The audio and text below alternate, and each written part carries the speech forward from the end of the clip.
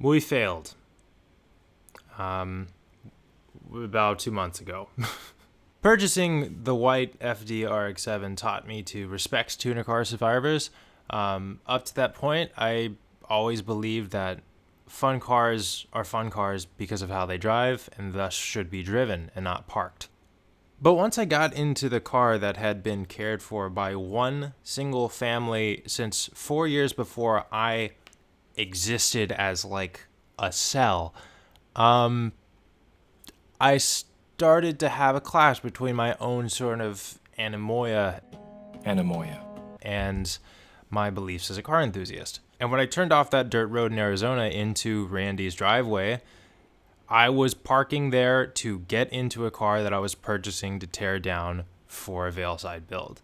And then when I actually got in the car, I realized I had to abandon that idea. And while the car was still a good decision on the basis of numbers and value, it would never be the Veilside donor chassis, and a new search had to begin from that day of finding a car that I believed would actually be done a favor by getting completely rebuilt. In hindsight, I think I overcorrected. I had a few surprises planned for the reveal, which is why you maybe didn't see as much posting in real time as you would have expected from building a Veilside 3-rotor drift car. One of those secrets I'm going to hold on to until the final reveal because I just think it's funny. But the rest are going to come out here because today I'm going to walk you through everything it took to get the car to this point and the insane deadlines and timelines that everyone was working on and was able to get stuff done in.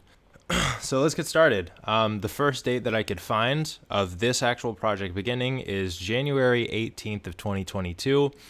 I responded to a Facebook ad for a non-running 1993 FD RX7 with unknown mileage, a failed JDM engine swap. It sat for a couple years, maybe even a few years, but it was a good part out value for what I had planned because it did come with one long block in the car, another short block out of the car, the transmission, the drivetrain, all that sort of stuff. During January of last year, I couldn't leave New York because I had made a strong commitment to my agency there that was making me money, that I would not leave the city from January to March so that they had time to actually get me bookings and castings and stuff. So Tiny and the seller, Joe, organized dropping it off to Tiny's house because the very first 30 seconds that I had met Tiny in person was on the road trip that we passed through Tail of the Dragon in the white RX-7, and the first thing he said to me when I got out of the car was, "You just missed Deals Gap Rotary Rally by a week," which is something that I didn't know existed. So with the timelines of getting the initial push together and just retrieving that red car, it looked like it might line up that I'd be able to go and get it during Deals Gap Rotary Rally. And who knows, maybe the engine has a really simple problem we can fix, and then we can actually drive it Rotary Rally in the most clapped out FD that's ever been there.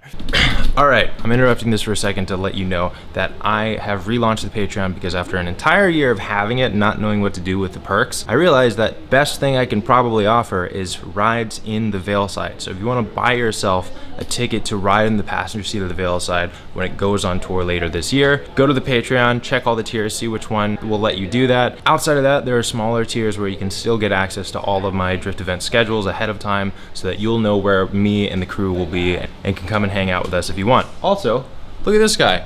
I'm on the other side of the world right now, and somehow Tiny still finds a way. He hit some crazy black ice back in Tennessee and just skidded himself all the way across the Pacific Ocean. But yeah, check out those tiers. There's a huge range, so find whatever one fits the best for you, and then I'll see you back in this video. Now, February 2nd is really when I just sort of started throwing darts at the wall, and I DM'd Ron Zaris at Hoonigan. And I also DM'd JPR Imports, who I had not previously spoken to in detail about this project but with whom I had not previously spoken to regarding this project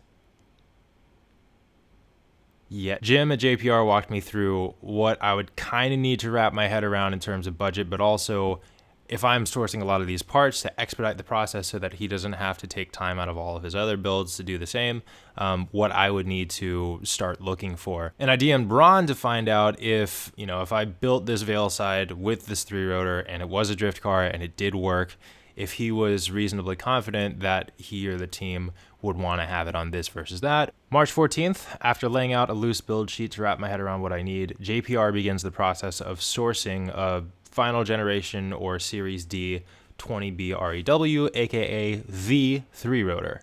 April 4th, an engine is found, and I wire money to some guy in Atlanta and purchase my own 20B, hopefully. April 9th, I reach out to Veilside for the first time through their Japan email. April 12th, JPR receives the engine at the shop, and Jim disassembles it and inspects the condition, and everything checks out and looks pretty good.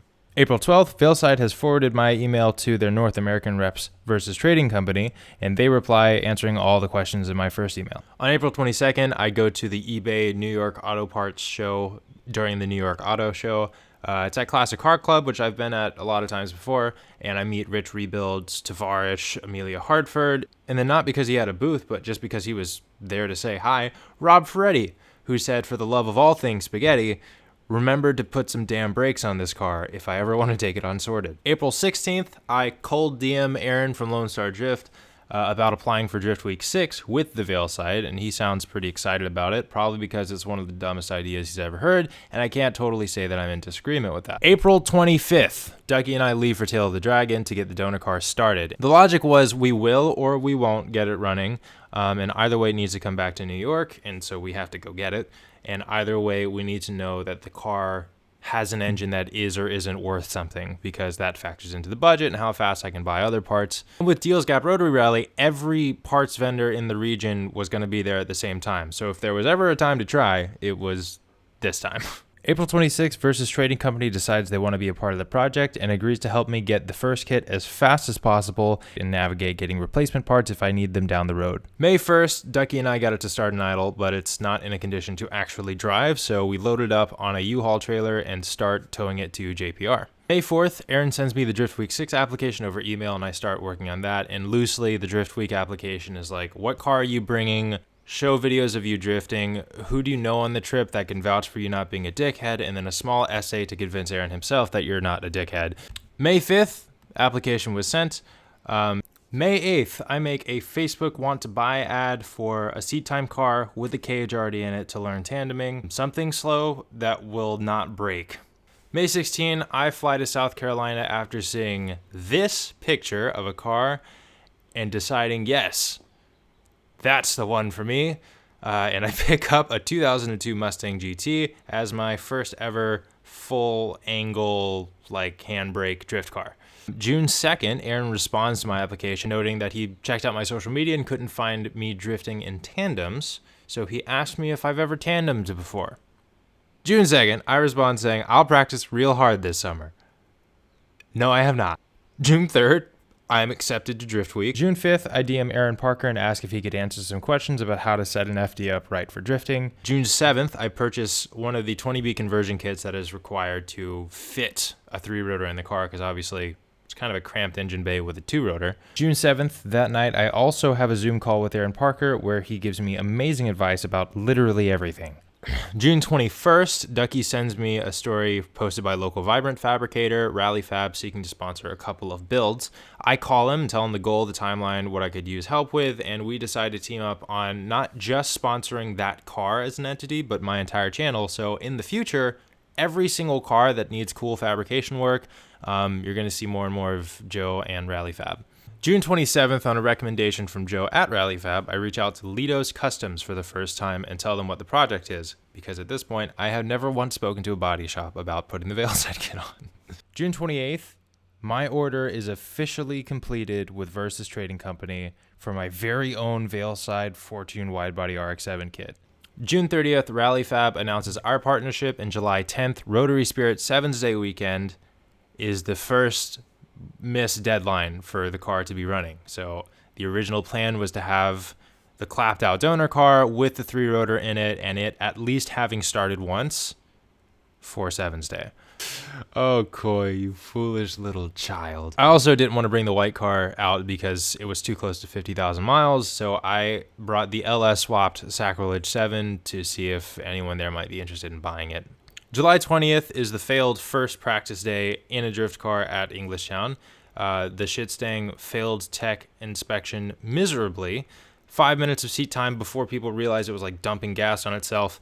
And then Basically just like a couple $1,000s lit on fire that day. August 10th, returned to Englishtown for a successful first practice day in a drift car. August 27th was the first ever drift event in the Mustang at Evergreen Raceway in Pennsylvania, and there's three like pretty big videos coming out about that I've just been holding on to while everything fell apart.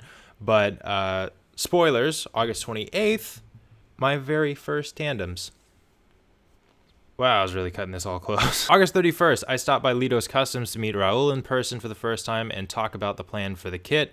I ask how much time this usually takes, and he responds, about 6 to 8 weeks if you don't give the fiberglass any time to settle. September 1st, back in the city, I move out of my office and studio in Brooklyn, and I take everything out to Long Island to the Dream Garage. Listen. It has potential. September 3rd, I check in with Versus Trading Company, and they notify me that the Veilside kit has been manufactured. It is done, and now it is about to get on the boat to come to the US, and I say, the boat? After going back to my initial emails, I said ship date when I meant delivery date. Date of delivery.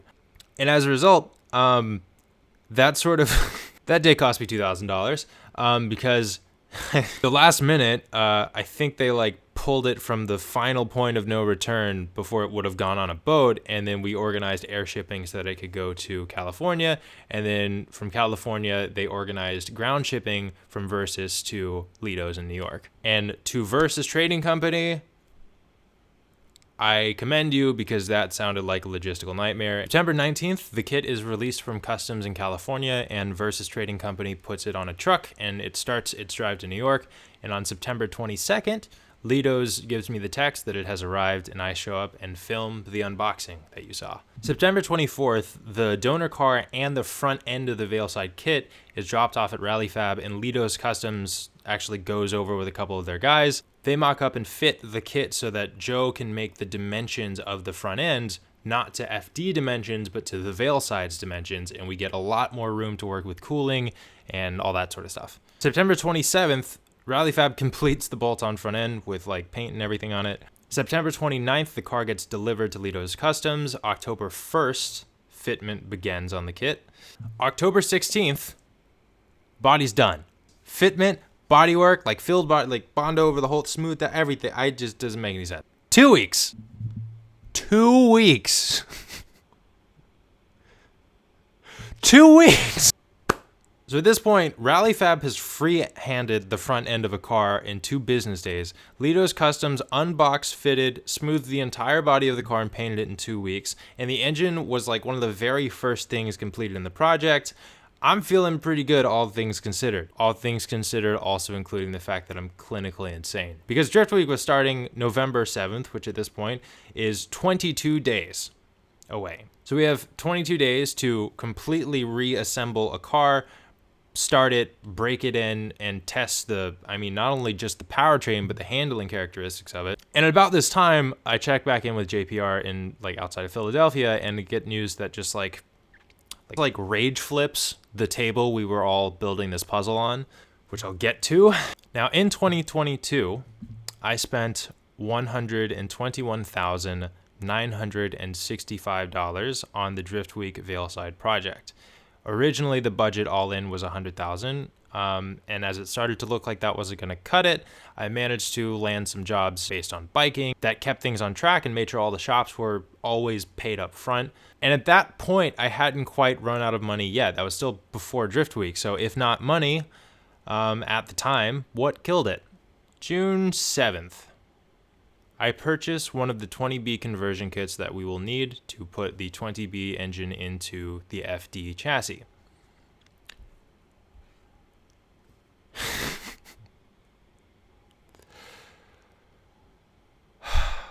October 16th. No, it wasn't that date. October 21st, I find out that swap kit with a 6-week lead time is half done. And one of the pieces that is necessary is a lower intake manifold, which has to be shortened to fit the engine in the engine bay of the car without it poking out of the hood. Now, if we had that intake lower on that day, Rally Fab could have taken care of it, and we might have still been in the race and pieced together what was left and needed. But we didn't. And at that moment, with still like, over a week, maybe 2 weeks out from the deadline, it was a very odd feeling to know that we just that was it. We're done. Can't make it. I asked around to see if there was anyone I could buy an intake lower from or borrow it from off of non-running cars. No one had one, or some people had one, but it was like a really nice polished intake and they didn't want to, which I understand. But that was it. We were dead in the water. Drift Week tickets, like $3,000. On top of that, $3,000 spent on tires for Drift Week. $1,000 spent on me and Ducky's meal plans. Another $1,000 spent on Airbnbs. And yeah, all the time that was blocked out. And all the time that was put into it. A $2,000 conversion kit that is used to swap the 3-rotor into the car. That was a final nail in the coffin. Something so simple and ordered so early in the build that I really took it for granted and got us all burned as a result. After the effort put in by everyone, whether it was Veilside last-minute expediting shipping from Japan when I needed more time for bodywork, to Rally Fab remanufacturing the front half of a vehicle in 2 days, Toledo's Customs on site at Rally Fab's shop, helping him determine that the fitment and all the mounting points were correct and properly fitted with a Veilside kit. Toledo's Customs then taking the car and shutting down their entire shop for 2 weeks to try and get this done for a deadline, knowing that after they had just completed one of the highest caliber installations of this body kit in the world, it was probably going to get sent off track a few times before the paint dried. Hell, I ordered a differential swap kit and axles from Grannis Racing, unknowingly the week that he was moving truckloads of his parts and inventory from Pennsylvania to Florida, where he was setting up a new shop, and promptly got greeted by a Category 4 hurricane that was the most deadly to hit Florida in about a century. That order from Joel showed up on JPR's doorstep like a week before the estimated lead time, in a vacuum, like without the context of moving his entire business and livelihood to Florida. Now, since we humans are hardwired to be vigilant for negative news, it's really rare that the good in a situation that is ultimately not the hoped for situation is the more exciting thing to make a video about, but I think this is absolutely one of those times. Toledo's Customs versus Trading Company, and by extension Veilside Japan, and Rally Fab are the official contract sponsors of this car, and made this asinine goal become within an arm's length in 6 months. This list doesn't even capture like half of the chaos that I felt throughout this process, and I know everyone else was feeling. But I'm sure it sounds crazy enough that you get the idea. Now, me and Ducky, I thought it was still a good idea to go on Drift Week 6 and pull that together, because I needed the seat time. I could at least see what the experience was like and be prepared for the next time we do get to take the Veilside on the trip.